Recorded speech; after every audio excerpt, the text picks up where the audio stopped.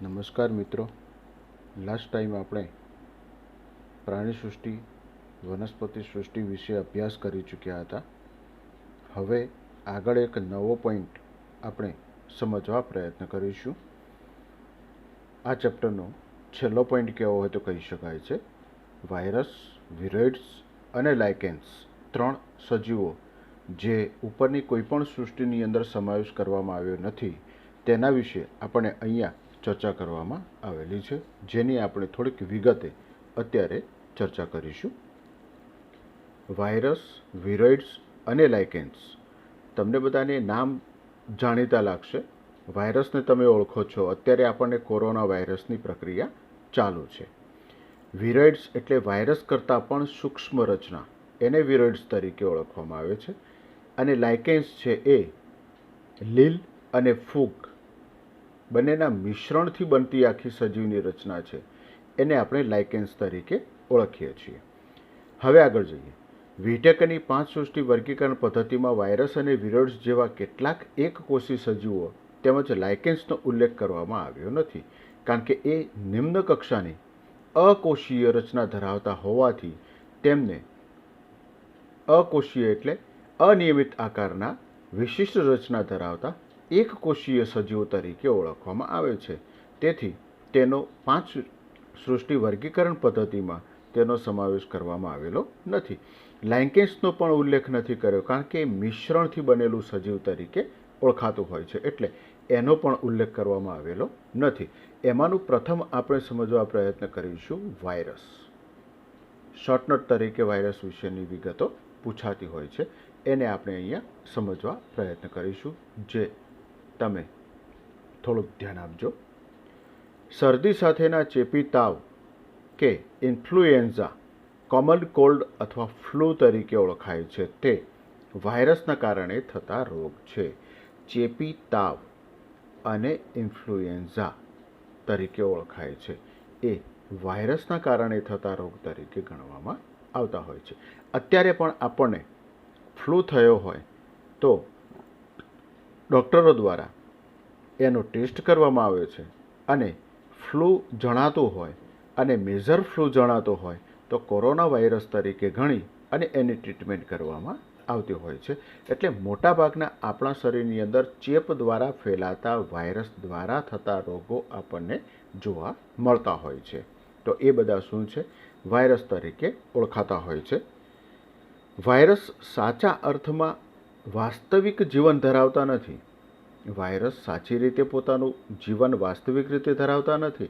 તેથી આપણે વર્ગીકરણમાં તેને સ્થાન મળ્યું નથી, કારણ કે એ સાચા અર્થમાં વાયરસ શું છે, કેવા પ્રકારનું જીવન ધરાવે છે, જીવન ધરાવતા નથી, એવી બધી પ્રોસેસ એનામાં જોવા મળતી હોય છે, એટલે એને વર્ગીકરણમાં સ્થાન મળ્યું નથી. સાચી રીતે કહેવું હોય તો ચોક્કસ કહી શકાય છે કે વાયરસ કોઈપણ પ્રકારના સજીવના સંપર્કમાં ન આવે તો એ નિર્જીવ તરીકેનું જીવન જે તે પર્યાવરણમાં વિતાવતા હોય છે, અને જ્યારે પણ કોઈ સજીવના સંપર્કમાં આવે ત્યારે એ સક્રિય બની જતા હોય છે, અને સક્રિય બને એટલે એને સજીવ તરીકે ઓળખવામાં આવતા હોય છે, અને ચેપ લગાડી રોગ ઉત્પન્ન કરવા પ્રયત્ન કરતા હોય છે. એટલે એને કોઈ પણ વર્ગીકરણમાં સમાવેશ કરવામાં આવેલા નથી. આપણે એવા સજીવોનો જીવંત કોષો તરીકે સમજીએ છીએ કે જેઓ કોષ રચના ધરાવતા હોય. આપણે જનરલી એવા સજીવોને જીવંત કોષ તરીકે સમજીએ છીએ કે જે સજીવો શું ધરાવે છે? કોષ રચના, કોષીય રચના ધરાવતા હોય, એને આપણે જીવંત કોષ તરીકે સમજવા પ્રયત્ન કરીએ છીએ. વાયરસ અકોષીય, મેં પહેલાં એક વાક્ય બોલ્યો હતો, અકોષીય રચના. વાયરસ કેવી રચના છે? અકોષીય, નોન સેલ્યુલર, કોષ રચના ધરાવતા નથી.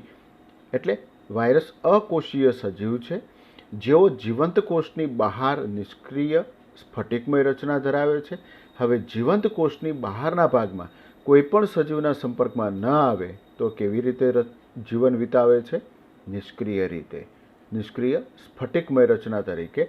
એકવાર તેઓ યજમાન કોષને ચેપ લગાડે, એટલે કે યજમાન કોષના સંપર્કમાં આવે, યજમાન કોષ એટલે કોઈ પણ સજીવની અંદર એ પ્રવેશ કરે અને કોષીય જીવરસના સંપર્કમાં આવે ત્યારે તેઓ યજમાન કોષની ક્રિયાવિધિ ઉપર નિયંત્રણ લાવી દે છે.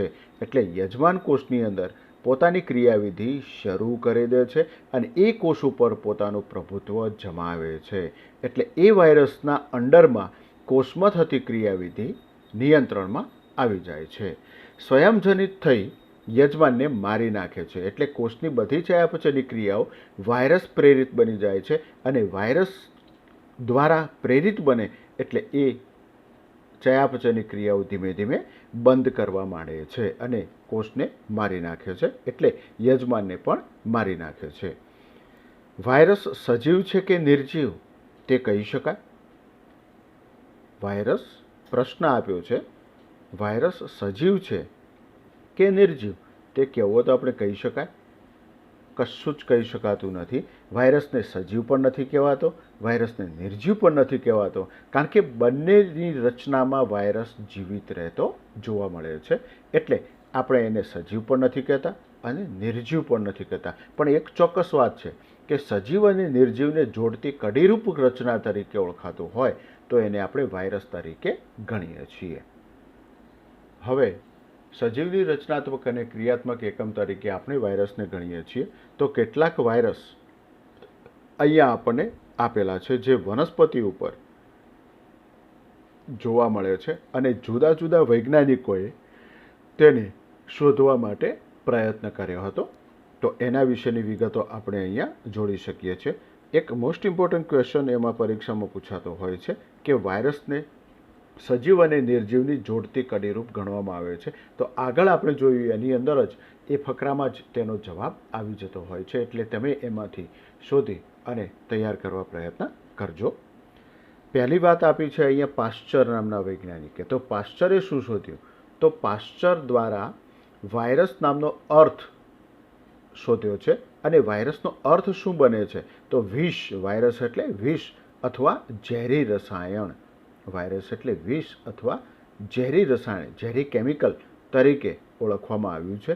આવું નામ કોણે આપ્યું? પાશ્ચરે આપવા માટે પ્રયત્ન કર્યો છે. પાશ્ચરે એવું રચના દર્શાવી વાયરસ એટલે વિષ અથવા ઝેરી રસાયણ તરીકે આપવામાં આવ્યો હતો. ત્યાર પછી ડીજે ઇવાનોસ્કી વૈજ્ઞાનિકે 1892માં કેટલાક સૂક્ષ્મ જીવોને તમાકુની ઉપર પ્રયોગો કરી અને એમાં જોવા મળતા કેટલાક સૂક્ષ્મ જીવોને તેમણે શોધી કાઢ્યા છે અને તમાકુમાં વિવિધ પ્રકારના રોગ ઉત્પન્ન કરવા માટે જવાબદાર બન્યા છે. ક્યારે? 1892માં તમાકુ ઉપર પ્રયોગ કર્યા, સૂક્ષ્મ જીવોને શોધ્યા જે તમાકુના છોડ ઉપર રોગ ઉત્પન્ન કરે છે અને એ રોગ તરીકે ઓળખાય છે કિરમીર રોગ તરીકે ઓળખાતા જોવા મળે છે, જેને મોઝેઇક ડિસીઝ ઓફ ટોબેકો તરીકે ઓળખવામાં આવે છે. તો કિરમીર રોગના રોગકારક સજીવ તરીકે ઓળખાવ્યા. તો આવા રોગકારક સજીવ તરીકે ડીજે ઇવાનોસ્કીએ સૂક્ષ્મજીવો જે વાયરસ જેવા જોવા મળે છે એ તમાકુ ઉપર કિરમીર રોગ કરવા માટે જવાબદાર બને છે. તેઓ બેક્ટેરિયા પ્રૂફ ફિલ્ટરમાંથી પણ પસાર થઈ શકતા હોવાથી દેખાવમાં બેક્ટેરિયા કરતાં પણ ખૂબ જ નાના દેખાતા હતા. હવે આ જે જીવાણુ તમાકુ ઉપર આ વૈજ્ઞાનિકે શોધ્યા તો એ જીવાણુ એવા પ્રકારના હતા કે બેક્ટેરિયા જે ફિલ્ટર કરવા માટેનું ફિલ્ટર પેપર છે એ બેક્ટેરિયા પસાર નથી થઈ શકતા. એ બેક્ટેરિયા પ્રૂફ ફિલ્ટરમાંથી પણ આ જીવાણુ પસાર થઈ શકતા હતા. તેથી બેક્ટેરિયા કરતાં પણ અતિ સૂક્ષ્મ નાના કદના દેખાતા હતા. એવા જીવાણુઓ શોધ્યા જે ડીજે ઇવાનોસ્કી કિરમીર રોગ ઉત્પન્ન કરવા માટે જવાબદાર બન્યા હતા. બાજુમાં આપણને એક કેપ્સિડ આપવામાં આવેલું છે જે પ્રોટીન તરીકે ઓળખાય છે. એ ટોબેકો મોઝેઇક વાયરસ તરીકે ઓળખવામાં આવે છે, TMV, જે તમાકુ ઉપર રોગ ઉત્પન્ન કરવા માટે જવાબદાર બને છે. એને આપણે TMV તરીકે ઓળખવા પ્રયત્ન કરીએ છીએ. કયા? TMV, ટોબેકો મોઝેઇક વાયરસ તરીકે ઓળખાય છે. ઓકે, હવે આગળની પ્રક્રિયા સમજવા પ્રયત્ન કરીએ. ત્રીજા વૈજ્ઞાનિક છે MW બેઇઝેરિનેક. MW બેઇઝેરિનેક 1898માં તમાકુના છોડ ઉપર પ્રયોગો કર્યા એમણે પણ અને રોગમુક્ત છોડના નિષ્કર્ષનું નિદર્શન કર્યું. સંક્રમિત છોડ રોગમુક્ત બને એનું નિષ્કર્ષણ માટેનું નિદર્શન કર્યું, જે તંદુરસ્ત છોડને ચેપ લગાડ્યો છે. હવે રોગમુક્ત છોડ ઉપર પોતાની રીતે કૃત્રિમ રીતે આ વાયરસનો ચેપ લગાડવામાં આવ્યો તો તંદુરસ્ત છોડને ચેપ લાગે છે અને તે રસાયણને કારણે ચેપકારક જીવંત રસાયણ કહેવામાં આવ્યું છે.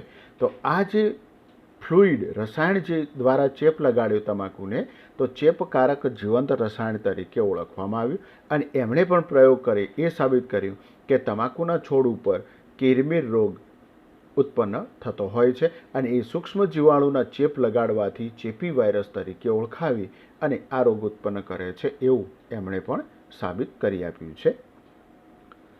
WM સ્ટેનલી નામના વૈજ્ઞાનિકે 1935માં દર્શાવ્યું કે વાયરસને સ્ફટિકમય બનાવી શકાય છે. વાયરસને સ્ફટિકમય એટલે ક્રિસ્ટલાઇઝ બનાવી શકાય છે. આ સૃષ્ટિ મુખ્યત્વે પ્રોટીન ધરાવે છે. હવે સ્ફટિકમય રચના ધરાવતા વાયરસ બનાવવામાં આવે તો એ સૃષ્ટિની અંદર સમાવી એક વિશિષ્ટ પ્રકારના પ્રોટીન ધરાવતા વાયરસ તરીકે ઓળખવામાં આવે છે. કારણ કે આ સ્ફટિકમય બને એટલે એની ઉપર આવરણ બને અને આવરણ બને એ કયું આવરણ છે? પ્રોટીનમય આવરણ બને છે અને પ્રોટીનમય આવરણ બને એટલે કોષીય રચના કહેવાય. એટલે એને સૃષ્ટિમાં સમાવવા પ્રયત્ન કરી શકાય છે. તેઓ તેના ચોક્કસ યજમાન કોષની બહાર નિષ્ક્રિય હોય છે. આપ્યું છે આ સ્ફટિકમય રચના ચોક્કસ યજમાન કોષની જ્યારે બહાર મુક્ત રીતે હોય ત્યારે કેવા હોય છે? નિષ્ક્રિય બની જાય છે. જ્યારે યજમાનના સંપર્કમાં આવે ત્યારે પાછા સક્રિય બની જતા હોય છે. વાયરસ અવિકલ્પી પરોપજીવી તરીકે ગણવામાં આવે છે. અવિકલ્પી આપણે કલ્પના પણ નથી કરી શકતા એવી રીતે પરોપજીવી જીવન તરીકે વિતાવતા હોય છે. આપણે અત્યારે જે વાયરસની પ્રોસેસથી પસાર થઈ રહ્યા છીએ એનાથી બચવા માટે ઘણા બધા પ્રયત્નો આપણે કરીએ છીએ. એવા પ્રકારનો આ વાયરસ તરીકે ઓળખવામાં આવતો હોય છે. હવે વાયરસનું બંધારણ શું છે એને આપણે અહીંયા સમજવા પ્રયત્ન કરીશું. તો જે વાયરસ વિશે વૈજ્ઞાનિકો ચર્ચા કરી ચૂક્યા છે તો એ વાયરસનું બંધારણ શું છે એ આપણે અહીંયા સમજવા પ્રયત્ન કરીશું. આ આખી એક આકૃતિ બાજુમાં આપવા માટે પ્રયત્ન કર્યો છે. એને આપણે શું કહીશું? બેક્ટેરિયોફેજ તરીકે ઓળખવામાં આવતું હોય છે. ચોપડીની અંદર ટેક્સ્ટબુકમાં તમને આકૃતિ આપેલી જ છે એ જ આકૃતિ અને બીજી એની સાથે એ નંબરની આકૃતિ જે આગળ મેં તમને બતાવી છે એ TMV ટોબેકો મોઝેક વાયરસ તરીકેની જ આકૃતિ આપવા માટે પ્રયત્ન કરેલો છે. બેક્ટેરિયોફેજ તમે કદાચ જાણો જ છો. એનું શીર્ષ પછી નાની ટૂંકી ગ્રીવા જોવા મળે છે વચ્ચે. એની ઉપર પાછળ આવતું એક આખું આવરણ બનેલું જોવા મળે છે જેમાં મોટાભાગના શું જોવા મળે છે? કણાભસૂત્રો પણ એની અંદર આવેલા હોય છે અને તંતુઓની રચના જે બનેલી છે એને આપણે પુચ્છ તંતુઓ તરીકે ઓળખવા પ્રયત્ન કરીએ છીએ. એટલે કોઈ પણ કોષ ઉપર આવરણ હોય અને સ્થાપિત થતો હોય તો આ બેક્ટેરિયા એની ઉપર આવરણ ઉપર પુચ્છ તંતુઓ દ્વારા સ્થાપિત થઈ શકે છે અને એની અંદર રહેલું જે અણુઓ છે DNA સમકક્ષ RNA કે DNA જોવા મળે છે એ અંદર પસાર કરવા પ્રયત્ન કરતા હોય છે અને યજમાન કોષને સંક્રમિત કરતા હોય છે. તો આ પ્રકારની પ્રક્રિયા આ બેક્ટેરિયોફેજની અંદર જોવા મળતી હોય છે. હવે આપણે આગળ જઈશું વાયરસનું બંધારણ. વાયરસનું બંધારણ શું છે? તો વાયરસ પ્રોટીન ઉપરાંત જનીન દ્રવ્ય પણ ધરાવે છે. તો વાયરસ છે એ શું છે? પ્રોટીન ઉપરાંત એની અંદર જોવા મળે છે જનીન દ્રવ્ય જોવા મળતું હોય છે. વાયરસમાં પ્રોટીન પણ જોવા મળે છે, જનીન દ્રવ્ય પણ છે અને જનીન દ્રવ્ય તરીકે શું છે? RNA કે DNA હોઈ શકે. હવે RNA અને DNA વિશે આપણે આગળ ચેપ્ટરમાં વિગતે ચર્ચા કરીશું ત્યારે તમને ખ્યાલ આવશે. પણ એક ચોક્કસ બાબત છે કે જનીન દ્રવ્ય તરીકે ન્યુક્લિક એસિડ તરીકે આ બે ઘટકો જોવા મળે છે જેને RNA ribose nucleic acid, DNA છે ડીઓક્સી રિબોઝ ન્યુક્લિક એસિડ તરીકે ગણવામાં આવતું હોય છે. કોઈ પણ વાયરસમાં RNA તથા DNA બંને એક સાથે જોવા નથી મળતા. કોઈ પણ વાયરસની અંદર આ બંને જનીન દ્રવ્ય એક સાથે નથી આવતા. વાયરસમાં મોટા ભાગે RNA જોવા મળતો હોય છે. DNA ક્યારેક જ RNAમાંથી રૂપાંતરિત થઈને બનેલો છે પણ બેક્ટેરિયોફેજની અંદર DNA આવેલું જોવા મળતું હોય છે. વાયરસમાં જનીન દ્રવ્ય તરીકે ન્યુક્લિયોપ્રોટીન. હવે ન્યુક્લિયોપ્રોટીન એટલે શું થાય? આપણને કૌંસમાં આપી દીધું છે nucleoprotein is equal to nucleic acid plus protein. Nucleic acid એટલે કયું આવે? આરએનએ અથવા ડીએનએ અને એની સાથે જોડાયેલું પ્રોટીન હોય તો એને ન્યુક્લિયોપ્રોટીન તરીકે ઓળખાય છે. એટલે કે પ્રોટીન અને આરએનએનું સંયુક્ત રચના ન્યુક્લિયોપ્રોટીન અને જનીનદ્રવ્ય ચેપી હોય છે. જનીનદ્રવ્ય તરીકે જોવા મળે છે. આરએનએ એ કેવા પ્રકારનું જોવા મળે છે? ચેપી જોવા મળે છે. એટલે જ વાયરસ વિવિધ પ્રકારના યજમાન કોષને ચેપ લગાડવા પ્રયત્ન કરતો હોય છે. જે વાયરસ વનસ્પતિઓને ચેપ લગાડે છે તે એકલ શૃંખલામય સિંગલ સ્ટ્રેન્ડેડ ધરાવે છે. સિંગલ સ્ટ્રેન્ડેડ આરએનએ ધરાવતા હોય છે એક જ શૃંખલામાં. હવે આરએનએની રચના સિંગલ શૃંખલાવાળી હોય છે અને ડીએનએની રચના ડબલ હેલિક્સ કહેવામાં આવતું હોય છે. ડબલ સ્ટ્રેન્ડ એટલે બે શૃંખલા ધરાવતી જોવા મળે છે સામસામે. એટલે આ પ્રમાણે એક શૃંખલા સિંગલ જોવા મળે તો આરએનએ તરીકે, પણ એની સમકક્ષ આ પ્રમાણે ગોઠવાયેલી અને એની સાથે ગોઠવાયેલી આ પ્રમાણેની રચના જોવા મળતી હોય તો એને આપણે ડીએનએ તરીકે ઓળખવા પ્રયત્ન કરીએ છીએ. એ તમને ચોક્કસ ખ્યાલ છે. તો આ ડીએનએ અને આ આરએનએ તરીકે ઓળખાય છે. તો આ પ્રમાણેની રચના વાયરસ જો વનસ્પતિઓને ચેપ લગાડે છે તે એકલ શૃંખલામય હોય છે. જે વાયરસ પ્રાણીઓને ચેપ લગાડે છે તેઓ એકલ કે બેવડી, એકલ કે એટલે અથવા બેવડી શૃંખલામય, એકલ હોય તો આરએનએ અથવા બેવડી શૃંખલામય હોય તો ડીએનએ ધરાવતા હોય છે. એટલે પ્રાણીઓને ચેપ લગાડનારા વાયરસ છે એ અલગ અલગ બે પ્રકારનું જનીનદ્રવ્ય ધરાવતા જોવા મળે છે અને સજીવમાં રોગ ઉત્પન્ન કરવા માટે જવાબદાર બનતા હોય છે, જે આપણે વિગતે ચર્ચા કરીએ છીએ. તો આ 2 પોઈન્ટ ખાસ ધ્યાનમાં લેવાના છે. વનસ્પતિઓને ચેપ લગાડે તો શું થાય અને પ્રાણીઓને ચેપ લગાડે છે તો શું કરવામાં આવતું હોય છે એ બાબત આપણે જોઈ શકીએ છીએ.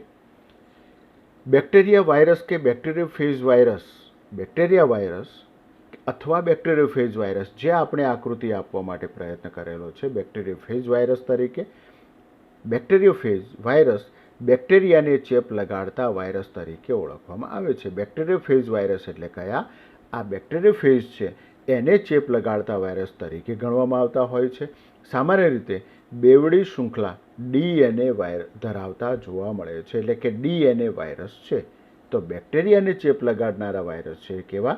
Double helix, double stranded DNA ધરાવતા જોવા મળે છે, જે આપણે અહીંયા સમજી શકીએ છીએ. આ એના બંધારણમાં આપેલા છે 3 જગ્યાએ. તો આ ત્રીજો ઘટક છે. બેક્ટેરિયાને અથવા બેક્ટેરિયા વાયરસ કે બેક્ટેરિયોફેજને ચેપ લગાડતા જે વાયરસ છે એની અંદર આવેલું જે બંધારણ જોવા મળે છે, જનીનદ્રવ્ય છે, કયું જોવા મળે છે? ડીએનએ ડબલ હેલિક્સ ધરાવતું જોવા મળે છે. હવે પ્રોટીન આવરણને કેપ્સિડ કહેવામાં આવે છે. પ્રોટીનનું જે આવરણ બનેલું હોય છે એને કેપ્સિડ કહેવાય. તે કેપ્સોમિયર કહેવાતા નાના ઉપ એકમોનું બનેલું છે. હવે કેપ્સિડ એટલે આ જે રંગ આપણે આકૃતિ જોવા મળે છે, તમે જે આકૃતિ જુઓ છો એની ઉપર આવેલું આખું આવરણ ચારે બાજુએ શીર્ષ ઉપર આ બધા ઘટકો આખું ગોળાકાર આવરણ છે. એ આવરણ બનેલું જોવા મળે એને કેપ્સિડ કહેવાય છે. પણ દરેક આવરણની અંદર આ ત્રિકોણાકાર એક ભાગ, પછી આ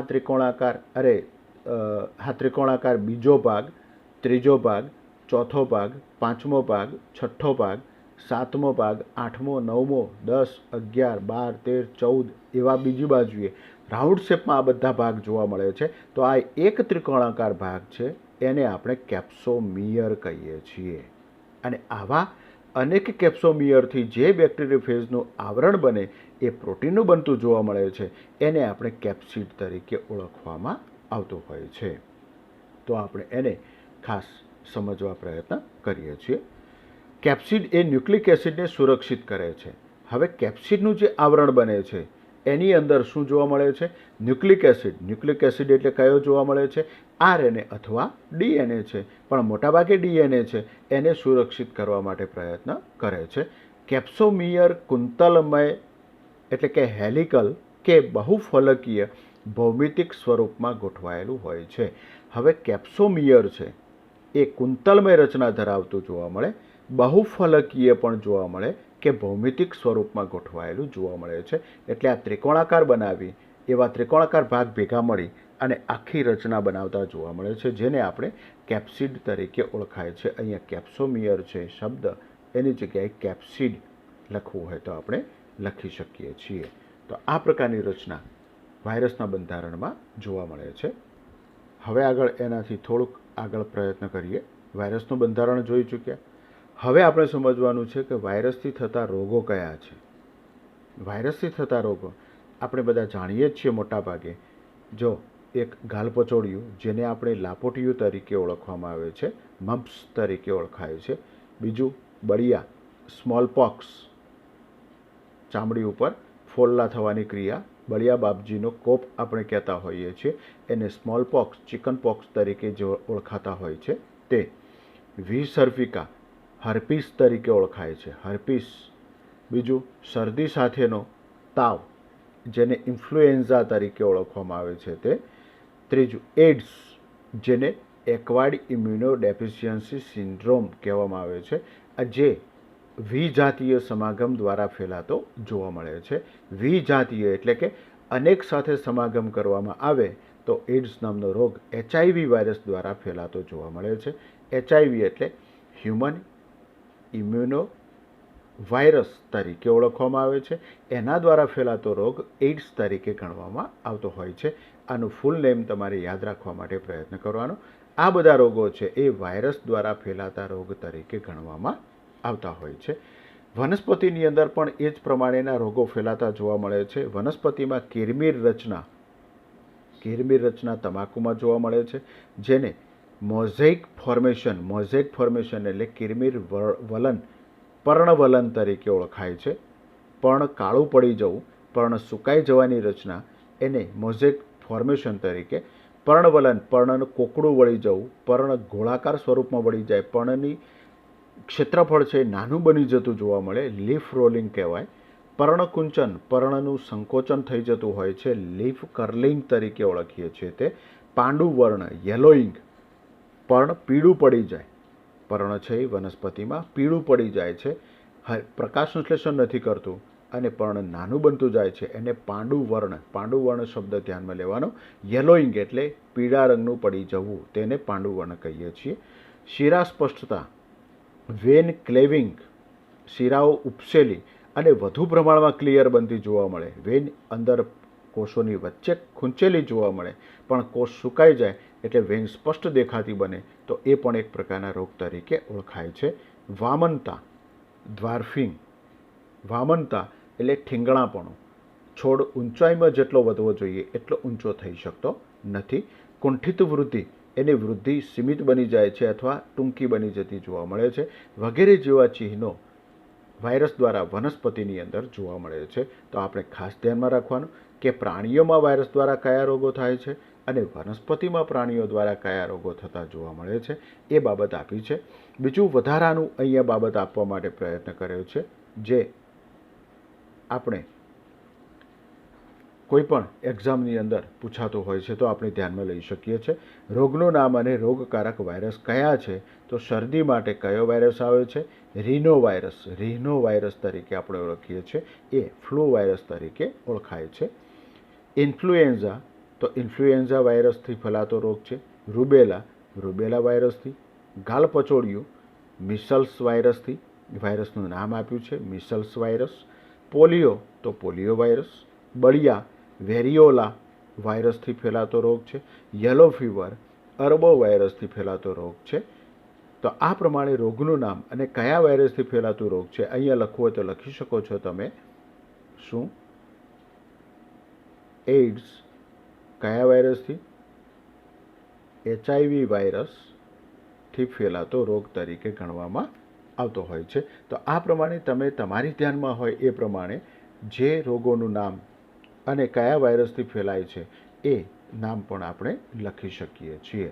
તો આ પ્રમાણે વાયરસની બધી જે ચર્ચા હતી એ અહીંયા પૂર્ણ થાય છે. હવે આગળ જઈએ. એક નાનો શોર્ટ નોટ છે જે પરીક્ષાની અંદર 2 માર્ક્સમાં પૂછાતો હોય છે અને આપણે એને તૈયાર કરવાનું છે, જેને વિરોઇડ્સ તરીકે ઓળખવામાં આવે છે. વિરોઇડ્સ તમારે યાદ રાખવા માટે ખાસ ધ્યાનમાં રાખવાનું, વાયરસથી પણ અતિ સૂક્ષ્મ રચના ધરાવતી રચના એટલે વિરોઇડ્સ તરીકે ઓળખવામાં આવતો હોય છે.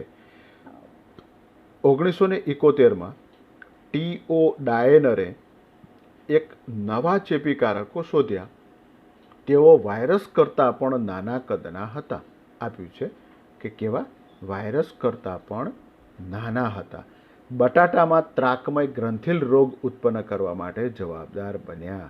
બટેટાની અંદર ત્રાકમય ગ્રંથિલ રોગ ઉત્પન્ન કરે છે, તો બટેટાની અંદર વિરોઇડ્સ રોગ ઉત્પન્ન કરવા માટે જવાબદાર બન્યા. આપણા ઘરે બટેટું પડ્યું હોય, ભાગ કાળો પડતો જાય અને એની અંદર ત્રાકમય તંતુઓ જેવી રચના વચ્ચે બનતી જોવા મળે છે, તો એને ત્રાકમય ગ્રંથિલ રોગ તરીકે ઓળખાય. તો આ સમજવાનું કે એની અંદર વિરોઇડ્સ આવી ગયા છે, અતિ સૂક્ષ્મ છે, એટલે એ રોગ ઉત્પન્ન કરતા હોય છે.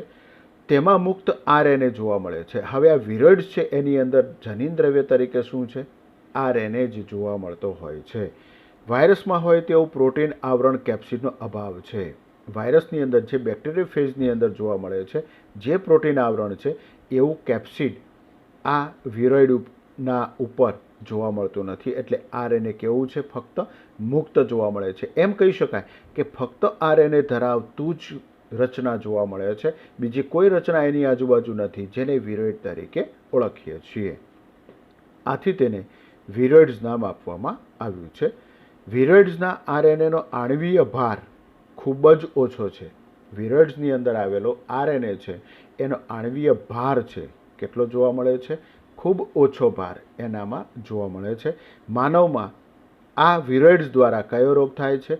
અલ્ઝાઇમર રોગ માનવની અંદર વિરોઇડ્સ દ્વારા થતો જોવા મળે છે. પ્રશ્ન પૂછી શકાય કે વિરોઇડ્સ દ્વારા વનસ્પતિ અને પ્રાણીમાં કયા પ્રકારનો રોગ થતો જોવા મળે છે? તો આપણે લખી શકીએ વિરોઇડ્સ દ્વારા વનસ્પતિમાં ત્રાકમય ગ્રંથિર રોગ અને પ્રાણીમાં અલ્ઝાઇમર રોગ થતો જોવા મળે છે. તો આ પ્રમાણેની વિગત આપણે વિરોઇડ્સમાં લખી શકીએ છીએ. 2 માર્ક્સની શોર્ટ નોટમાં પૂછાતો પ્રશ્ન છે જે આપણે તૈયાર કરવા પ્રયત્ન કરીશું. હવે આપણે આગળ સમજવાનું છે લાઇકેન્સ. છેલ્લો પોઈન્ટ છે લાઇકેન્સ, અને પછી ચેપ્ટર આપણે પૂરું કરીશું. લાઇકેન્સ કોને કહેવાય? તો આપણે સૌપ્રથમ લાઇકેન્સની શોધ કોણે કરી? તો આપણે ખાસ એ ધ્યાનમાં લેવાનું છે. ચોપડીની અંદર થોડીક વિગત આપેલી નથી, પણ મેં જે વિગત આપી છે એની અંદર ચોપડી સિવાય પણ વિગત છે, તો એ સમજવા પ્રયત્ન કરજો. સૌપ્રથમ તલસાણે નામના વૈજ્ઞાનિકે લાઇકેનની શોધ કરી હતી. લાઇકેન લીલ અને ફૂગના ઘટકોના સહજીવનથી દર્શાવે છે. એટલે લીલ અને ફૂગ બંનેની સંયુક્ત રીતે જે રચના બને છે એને આપણે લાઇકેન કહીએ છીએ. અને બંને પોતાનું જીવન કેવું વિતાવે છે? સહજીવી. એટલે એકબીજાને ફાયદારૂપ પ્રક્રિયાઓ કરે છે અને પોતાનું જીવન વિતાવતા હોય છે. લાઇકેનના અભ્યાસને લાઇકેન વિદ્યા તરીકે ઓળખવામાં આવતું હોય છે. હવે લાઇકેનનું નિવાસસ્થાન શું છે? તો લાઇકેન ભીના તેમજ ભેજયુક્ત વસવાટમાં જીવે છે. કઈ જગ્યા ઉપર? ભીના જગ્યા ઉપર. અને ભેજ જ્યાં વધુ પ્રમાણમાં હોય એવી જગ્યા ઉપર લાઇકેન વધુ જોવા મળે છે. એની રચના શું છે? તો લીલના ઘટકો જે જોવા મળે છે એને ફાયકોબાયોન્ટ કહેવામાં આવે છે. ખાસ ધ્યાનમાં રાખજો, લીલના તંતુઓની રચના બનેલી જોવા મળે તો એને ફાયકોબાયોન્ટ કહીએ છીએ, અને ફૂગના ઘટકો જે જોવા મળે છે એને માઇકોબાયોન્ટ તરીકે ઓળખવામાં આવતું હોય છે, જે અનુક્રમે સ્વયંપોષી અને વિષમપોષી તરીકે ઓળખાય. સ્વયંપોષી કયું? લીલ. વિષમપોષી ફૂગ તરીકે ઓળખવામાં આવે છે. હવે સ્વયંપોષી અને વિષમપોષીની સંયુક્ત રચનાથી બનતી જોવા મળે છે લાઇકેન્સ તરીકે ઓળખાય.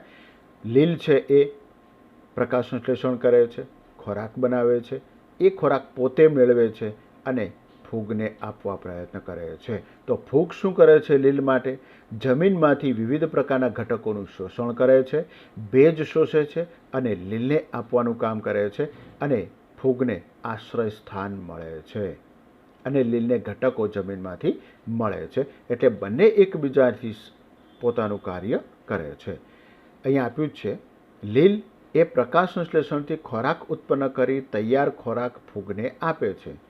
ફૂગ છે એ વાતાવરણમાંથી પાણી અને પોષક તત્વો શોષીને લીલને પૂરા પાડે છે. એટલે બંને એકબીજાની ફાયદા માટેનું કાર્ય કરે છે. એટલે તેમને સહજીવી તરીકે ગણવામાં આવતું હોય છે. તો આ બાબત આપણે ખાસ ધ્યાનમાં લઈ શકીએ છીએ.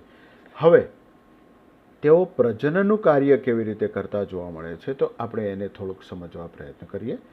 લાયકેન પ્રજનન અવસ્થામાં આવે ત્યારે એના સુકાય ઉપર, એટલે સુકાય એટલે એની પાંદડા જેવી રચના, એના શરીર ઉપર વિશિષ્ટ પ્રકારની રચના જોવા મળે છે, જેને કર્ણ બીજાણુ કે પલિદ બીજાણુ તરીકે ઓળખવામાં આવે છે. એટલે કે એની ઉપર આ પ્રકારે સુકાય એનું જોવા મળતું હોય તો એના અમુક ભાગ ઉપર આ પ્રમાણે ગોળાકાર રચનાઓ ઉત્પન્ન થાય છે, જેને આપણે શું કહી શકીએ, બીજાણુધાની તરીકે ઓળખવામાં આવતું હોય છે. અને એ બીજાણુધાનીની અંદર કર્ણ બીજાણુ અથવા પલિદ બીજાણુ તરીકે બીજાણુઓ ઉત્પન્ન થાય છે.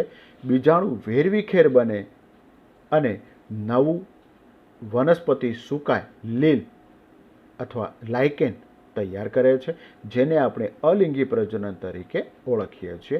અને બીજી રચના છે ફળકાય કહેવાતી વિશિષ્ટ રચના ઉત્પન્ન કરે છે. એની ઉપર ઘણી વખતે આ પ્રમાણેની રચના જોવા ન મળે તો આવી કપ આકારની રચના વિશિષ્ટ જોવા મળે છે, જેમાં વિવિધ પ્રકારના બીજાણુઓ તૈયાર કરતા જોવા મળે છે. અને એ બીજાણુઓ લિંગી પ્રજનન માટે જવાબદાર બને છે. બે ફળકાય અલગ અલગ જોવા મળે છે. એ ફળકાય નર ફળકાય હોય તો નરધાની તરીકે ઓળખાય છે. માદા ફળકાય હોય તો માદાધાની તરીકે ઓળખવામાં આવે છે. હવે નરધાનીની અંદર નર બીજાણુ ઉત્પન્ન થાય છે. માદાધાનીમાં માદા બીજાણુ ઉત્પન્ન થતા જોવા મળે છે. બંને બીજાણુ હવામાં નીચે જમીન ઉપર વિખરાય છે અને ત્યાં તેમનું ફલન થાય છે, જેમાંથી ફલિતાંડ બની નવો સજીવ ઉત્પન્ન કરે છે, જેને લિંગી પ્રજનન તરીકે ઓળખવામાં આવતું હોય છે. લાયકેનના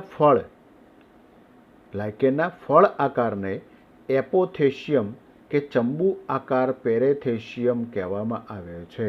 તો લાયકેનનો ફળ જે જોવા મળતું હોય છે, લાયકેન વનસ્પતિ ઉપર ફળ જોવા મળે તો એપોથેશિયમ. હવે એપોથેશિયમ કેવું જોવા મળે છે, આ પ્રમાણે કપ આકારનું પણ ફળ જોવા મળતું હોય છે. આ ફળ બને છે આ પ્રકારના. અથવા ચંબુ જેવું, એટલે કે ઉપરથી સાંકડું પણ નીચેથી પહોળું, આ પ્રમાણેનું ચંબુ જેવું ફળ જોવા મળે તો એને આપણે ચંબુ આકાર પેરીથેશિયમ કહેવામાં આવે છે. તો આ એપોથેશિયમ અને આ છે પેરીથેશિયમ તરીકે ઓળખવા પ્રયત્ન કરીએ છીએ. તો આ પ્રજનનની વિગત થઈ.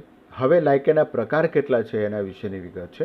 તો બાહ્ય સ્વરૂપને આધારે લાયકેનના મુખ્ય 3 પ્રકાર પડે છે. જ્યારે ફલિતાંડ દ્વારા લાયકેન પુખ્ત રીતે વિકાસ પામે છે એ વખતે એ લાયકેનના જુદા જુદા પ્રકારો પડે છે, જે અહીંયા આપણને આપવા માટે પ્રયત્ન કર્યો છે. પહેલો પ્રકાર છે પરપટાપ લાયકેન.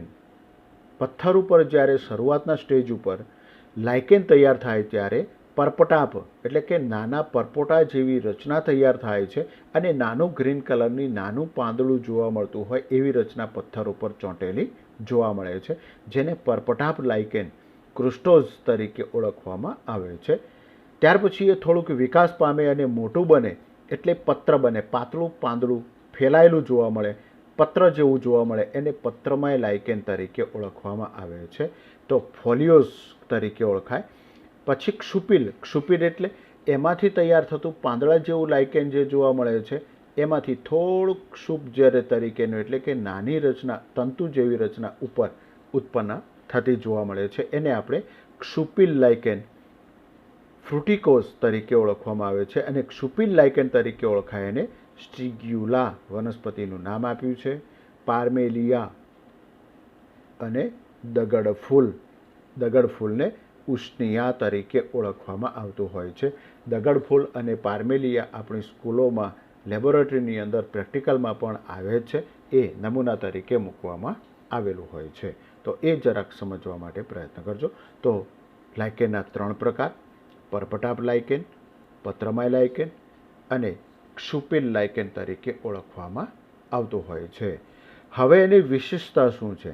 તો લાયકેન ખૂબ જ સારા પ્રમાણમાં સારા પ્રદૂષણ ચૂસકો છે.